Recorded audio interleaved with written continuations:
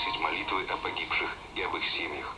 Около 2000 христианских семей потеряли во время конфликта по крайней мере одного из близких. 800 христиан были похищены. Вместе с четками Святого Розария будут также раздаваться Библии на арабском языке, подаренные папским фондом, а также кресты из оливкового дерева со Святой Земли, подаренные православной церковью. В тот же день, 15 сентября, Папа Франциск еще раз примет участие в акции.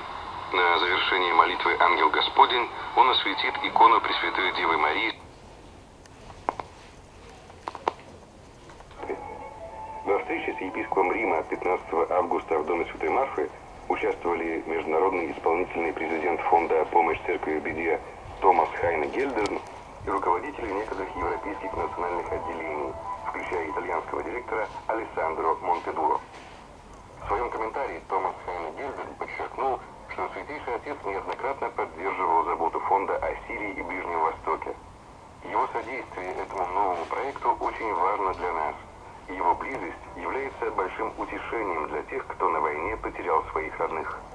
С начала сирийского конфликта Папский фонд профинансировал свыше 850 проектов для сирийского народа на общую сумму